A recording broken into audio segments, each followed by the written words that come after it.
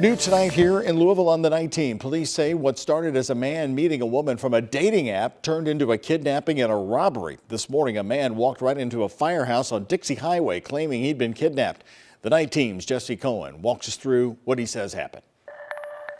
A first date turned dangerous. Bridget Skaggs has been arrested after police say she was involved in a plot to rob and kidnap a man she met on a dating app. If you get a weird feeling, if you get a weird vibe, trust your instincts and bail. Brian Edlin, a lieutenant with LMPD's Special Victims Unit, says the case is still under investigation, but the man's narrative in the arrest report walks us through what he says happened. The information he was able to give our officers appears to be very detailed. In his narrative, he explains after going to McDonald's together, the two drove here to Biff's Motel. And when they arrived, the victim walked through one of these motel rooms and was slammed against the wall by two strangers. He thought they were going to be alone, but instead, he says the suspects tied his hands together and told him if he didn't get into a vehicle with them, he would be shot. Things took a turn for the worse. He says he was put into the car against his will and hit in the face multiple times. Then they drove to the man's house where they forced their way inside to steal his gun and his cell phone. And somehow the victim got away and made his way here to the Pleasure Ridge Park Fire Station number 4.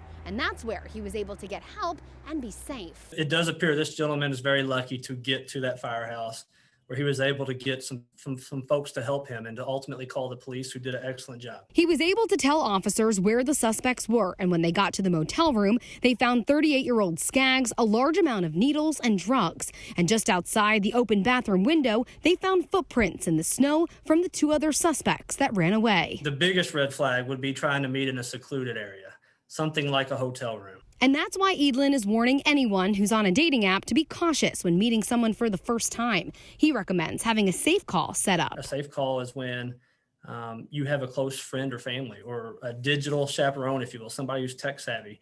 Reach out and call you halfway through your date. Sharing your location and pinpointing safe spots, such as a gas station where there are people, cars, and bright lights, can protect you if you need to escape. For the Night Team, I'm Jesse Cohen.